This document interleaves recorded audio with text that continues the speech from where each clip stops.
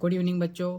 तो हमने अध्याय 1 कंप्लीट कर लिया है। आज हम स्टार्ट करने वाले हैं अध्याय 2, जो कि क्या है बच्चों, किस पर बेस्ड है पूरा आपका, एक चर वाले रैखिक समीकरण। अगर आपको चर अचर के बारे में अच्छे से जानकारी है तो इन क्वेश्चनों को आप आराम से बना लेंगे। ठीक है, चर अचर का मतलब क्या होगा, जिसके साथ में एक्स वाई होते हैं उनको क्या बोलते हैं, चर अचर बोलते हैं। तो देखिए बच्चों, सबसे पहले हम इसमें क्या करने वाले हैं कि जितने भी आपके सही विकल्प दिए हैं उनको बनाएंगे, उसके बाद में ही हम क्वेश्चन आंसर बनाएंगे। ठीक है, तो चलिए हम स्टार्ट करते हैं बिना देरी के। ये मोस्ट आईएमपी क्वेश्चन इसलिए है बच्चों क्योंकि ये मध्य प्रदेश राज्य शिक्षा केंद्र ने जारी किया है। ठीक है, क्या है ये आपका सेट, जिसको हम क्या बोलते हैं, प्रश्न बैंक बोल सकते हैं आप, या फिर जीपीएस बोल सकते हैं। अगर आपको ये वीडियो अच्छा लगता है बच्चों तो प्लीज़ आप लाइक कीजिएगा और मेरे channel career institute by Radhe sir को जरूर सब्सक्राइब कीजिएगा।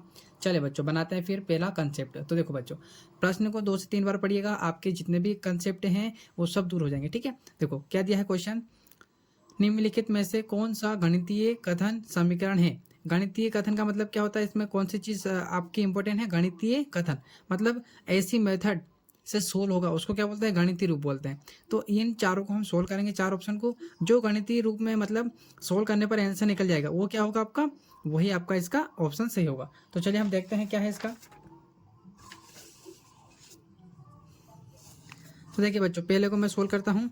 ए लिखा मैंने, ठीक है। देखो क्या दिया है, 15 बराबर में कितना दिया है, 5 प्लस में क्या दिया है, 2x। ठीक है, तो देखो बच्चों क्या होगा, 15 तो आपका यहीं पे रहेगा। ठीक है, 15 को हम यहीं पे रखते हैं।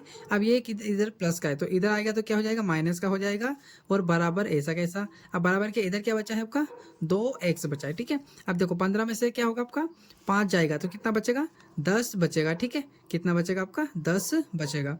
अब देखो बच्चों, बराबर के इधर क्या है फिर, 2x है। ठीक है, क्या है आपका, 2x है। अब देखो बच्चों, अब क्या होगा आपका, 10 यहाँ पर रहेगा बराबर ऐसा कैसा, और जो है x यहीं पे रहेगा। अब देखो यहाँ पर 2 और x क्या है, गुणा में है, मतलब चिपके में मतलब काय में है, गुणा में आपके।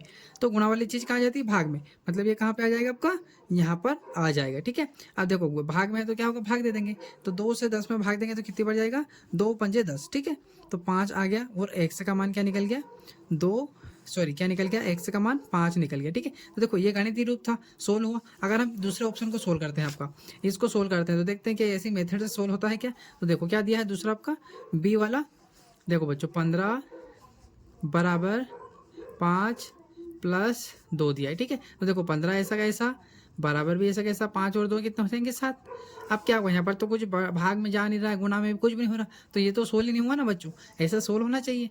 तो ये पहला सोल्व हुआ है। अगर आप इनको देखेंगे तो ये भी आपके सोल्व नहीं होंगे। ठीक है, तो इसमें ये सोल्व हो रहा है आपका, मतलब ये क्या है, गणितीय कथन समीकरण है। ठीक है, मतलब ये क्या है, एक गणित का रूप है, मतलब इस प्रकार से ये सोल्व हो रहा है। तो देखिए इसका आंसर क्या हो जाएगा आपका, इन 4 ऑप्शन में से आपका कौन सा होगा, पहला वाला राइट होगा आपका। ठीक है, चलिए हम दूसरा देख लेते हैं बच्चों। तो देखो दूसरा क्या दिया है आपका, दूसरा दिया है अपने को 3x प्लस 2 बराबर में 13 में x का मान ज्ञात करना है। तो इन ऑप्शन में से कौन सा आपका निकलेगा, इसको हम देखते हैं। तो इसको बनाते हैं बच्चों। क्या दिया इसको मैं यहाँ लिख लेता हूँ आपका, हमको दिया है दूसरा 3x प्लस 2 बराबर में 13 दिया है। ठीक है, चलिए इसको बना लेते हैं।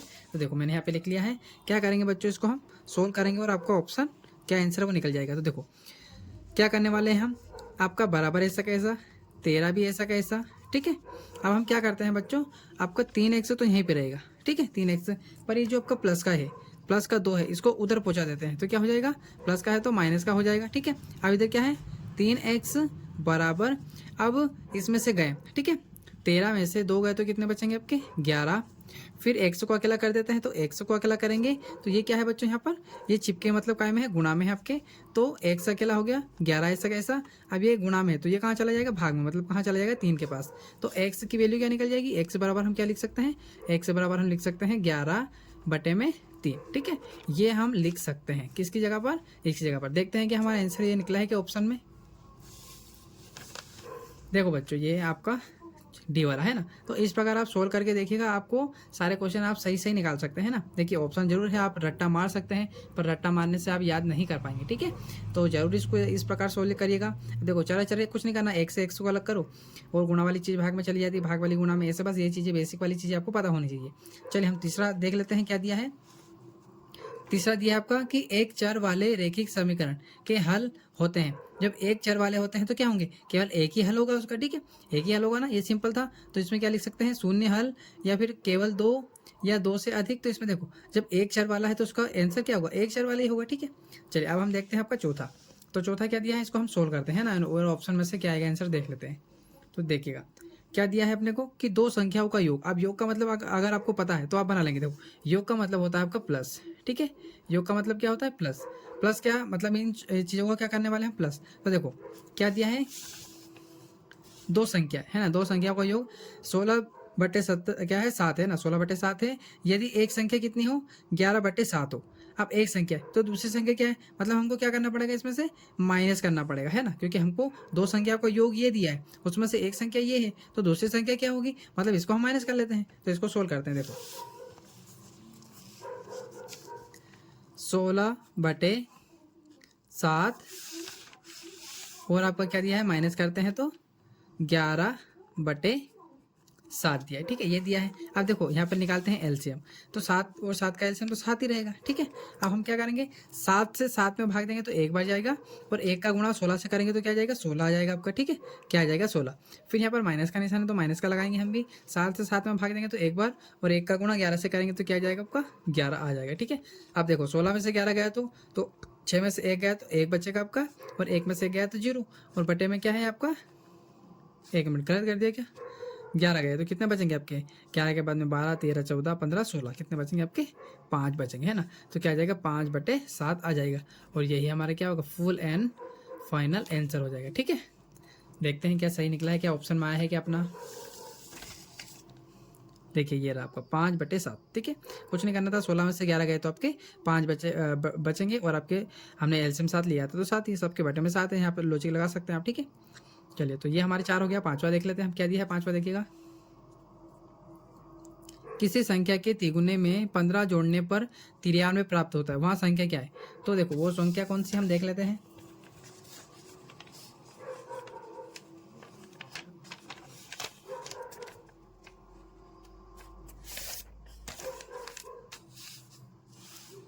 चले बच्चों बनाते हैं। तो देखो यहाँ पर हमको बनाना पड़ेगा इसको, है ना, पढ़ते जाएंगे बनाते जाएंगे। किसी संख्या, तो उस संख्या को हम एक्स वाई ABCD के जो अक्षर आपको लगता है अच्छा वो यहाँ पे लिख लीजिएगा। किसी संख्या, तो वो संख्या हमने एक्स मानी, के तिगुने, तिगुने का मतलब क्या है, गुना करना, 3 गुना करना, ये गुना कर दिया, है ना, में 15 जोड़ने पर, जोड़ना मतलब क्या होता है, प्लस करना, तो 15 लिख लेंगे। जोड़ने पर क्या मिलता है, बराबर में 93 आपका आंसर आता है, ठीक है। तो वहाँ संख्या क्या मतलब ये एक्स क्या है, तो चलो इसको सोल्व कर लेते हैं। तो देखो 3 का एक्स से गुणा करेंगे तो क्या हो जाएगा, 3x हो जाएगा, प्लस क्या है आपका 15, ठीक है, बराबर में क्या है 93। अब देखो बच्चों 3x तो यहीं पे रहेगा, ठीक है, बराबर भी ऐसा कैसा, ये 93 भी ऐसा कैसा। अब ये 15 है, ये कहाँ चला जाएगा, इधर प्लस का है तो इधर आ जाएगा, तो आपका माइनस का, ठीक है। अब 93 में से आपके कितने गए, 15 गए, तो कितने बचेंगे, देखो 13 में से 5 गए तो 8 बचेंगे, और यहाँ पर 8 में से गया तो 7, मतलब क्या बचेगा 78, और इधर क्या है आपका 3x चल रहा है, ठीक है।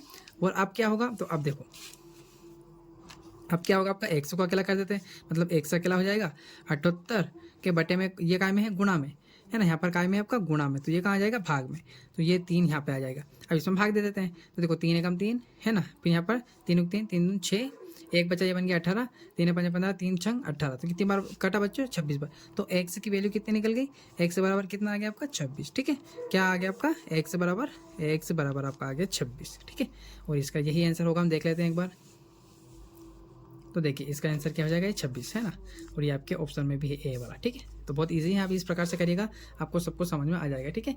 तो ये हमारे कुछ क्वेश्चन थे आपके ऑप्शन, है ना, जो छोटे छोटे क्वेश्चन के रूप में हैं, तो इनको हमने सोल्व किया है बच्चों। ये आपके 5 थे, ठीक है। अब देखिए हम जो नेक्स्ट वीडियो रहेगा अध्याय 2 का आपका, उसमें हम क्या करने वाले हैं, इसके जितने भी क्वेश्चन है उसको कवर करने वाले हैं, ठीक है। अगर आपको ये वीडियो अच्छा लगा है और सारे क्वेश्चन समझ में आए हैं बच्चों, तो प्लीज़ मेरे वीडियो को लाइक कीजिएगा, शेयर कीजिएगा, और मेरे channel career institute by Radhe sir को जरूर सब्सक्राइब कीजिएगा, ताकि आपको ऐसे ही वीडियो मिलते रहे। देखिए ये बहुत IMP बुक है, क्योंकि मध्य प्रदेश राज्य शिक्षा केंद्र ने इसको जारी किया है, तो यहीं से कुछ सेट बनने वाले हैं।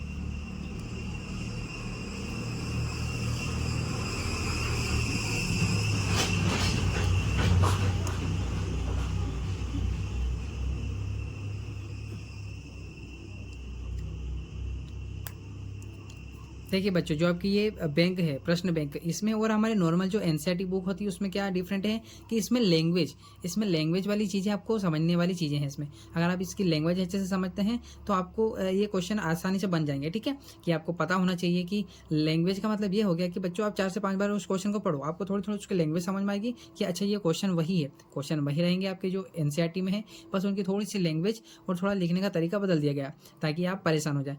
तो आप परेशान मत होइएगा, मैं इसको पूरा करवाने वाला हूँ और यहीं से आपका 100% पेपर बनने वाला है। ठीक है बच्चों, तो आप ज़रूर इसको मेरा साथ दीजिएगा। इसमें पूरे वीडियो में डालने वाला हूँ, एक एक वीडियो बना कर आप जो आपकी बुक है ये प्रश्न बैंक है इसको मैं पूरा टोटल करवाने वाला हूँ। ठीक है बच्चों, अगर आपको इससे कुछ भी सीखने को मिलता है तो प्लीज़ लाइक कीजिएगा, शेयर कीजिएगा और मेरे channel career institute by Radhe sir को जरूर सब्सक्राइब कीजिएगा। Thank you for watching.